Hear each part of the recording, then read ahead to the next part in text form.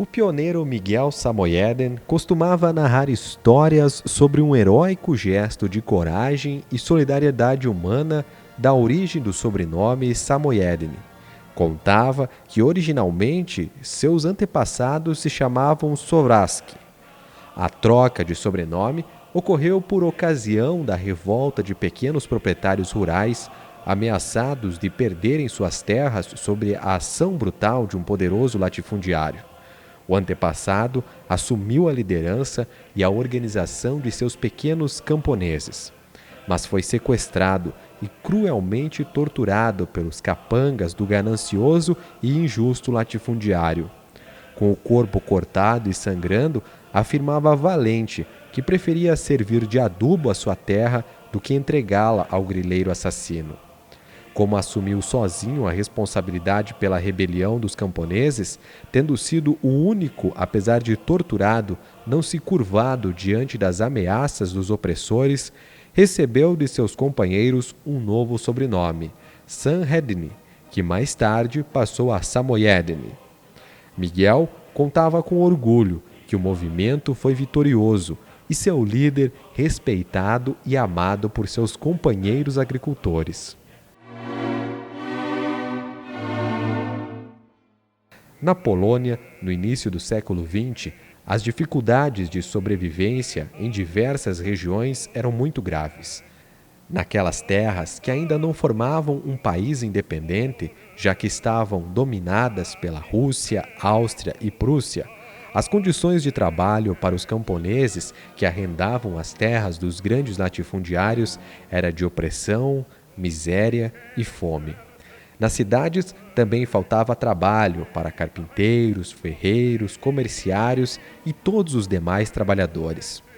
Nesse ambiente de dificuldades e desespero, muitos poloneses sentiram-se atraídos pela propaganda do governo brasileiro, que, obrigado a substituir os negros escravizados pelo trabalho assalariado, ofereciam terras aos brancos europeus, e assim milhares de poloneses imigraram para o Brasil. Entre eles, a família Samoyeden. Miguel nasceu em Lipta em 1987. Fazia parte da quinta geração de sua família na Polônia e casou-se com Mariana Smutk, nascida em Anapov em 1872. Para poder migrar ao Brasil, solicitou um passaporte em 9 de abril de 1904. Mas a viagem só se concretizou em 1912, quando a família embarcou do porto de Trieste, na Itália. Entre os 7 filhos do casal estavam a jovem Josefa, com apenas 6 anos, que nasceu em 1906, enquanto a família aguardava a liberação para vir ao Brasil no vilarejo de Gotieraduf. Mal sabia aquela jovem que seu destino era preservar a história daqueles que partiam com sua família. Foi uma partida sofrida, cheia de lágrimas, abraços e beijos.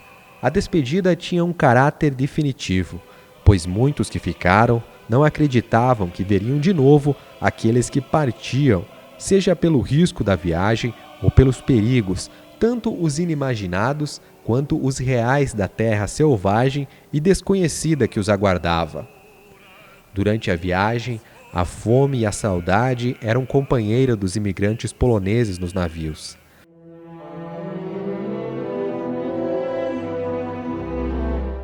A primeira parada era na Ilha das Flores, no Rio de Janeiro, onde todos precisavam cumprir a quarentena.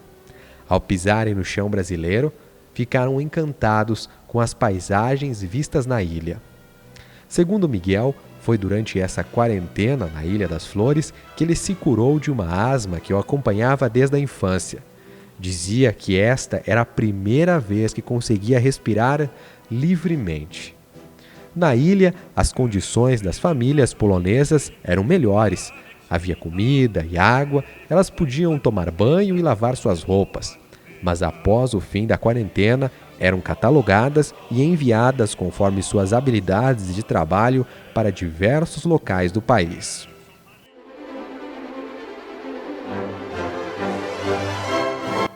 Miguel e a família, entre eles a pequena Josefa, foram enviados para a comunidade de Áurea, no norte do Rio Grande do Sul, cidade conhecida hoje como a capital polonesa dos brasileiros. Ao chegar, a família se instalou na comunidade de Rio Ligeiro, no interior do município. Aqui, a família cresceu e Josefa conheceu Antônio, também filho de imigrantes poloneses, filho de agricultores. Seguiu trabalhando no campo e, apesar de terem nascido em regiões diferentes da Polônia, Kutno e Lublin, foi aqui que eles se encontraram. Viraram amigos, namorados e casaram na igreja de Nossa Senhora do Monte Claro em 1925.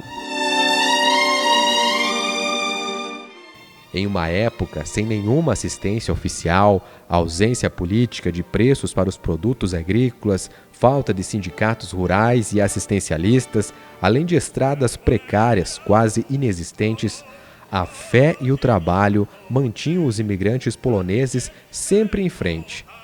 Josefa e Antônio criaram uma família de coragem, esperança, ditadas pela fé cristã, assim como outras milhares de famílias polonesas, que no Brasil derrubaram matas, construíram casas, fizeram roças e criaram formas de trabalhar e transformar alimentos, além de cantar suas vidas e suas realizações através da sua cultura. O amor à terra e aos animais fez com que os imigrantes se formassem na Universidade da Vida, aprendendo a como sobreviver aqui.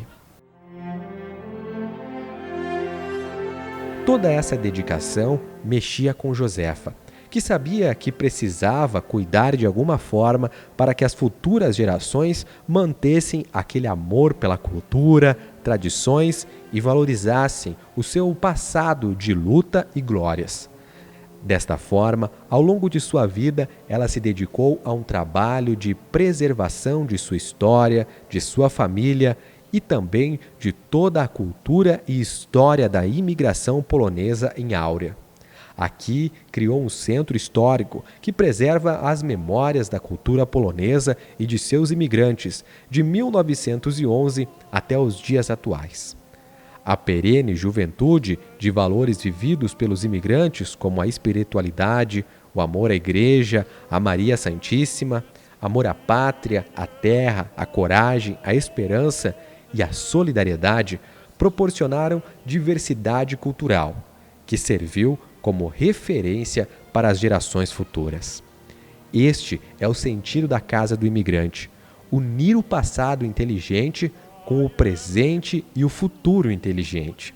Apaixonada pela leitura, uma frase de seu escritor favorito, o cardeal e arcebispo de Varsóvia, Stefan Wyszyński, se tornou o tema central da Casa do Imigrante, nos fazendo sempre refletir sobre o povo polonês e suas histórias e a importância da preservação de seu legado. Rende, Gastier, Paviente, Lufta, Dalien, Movion, Kamien. Quando se apaga a memória humana, as pedras começam a falar.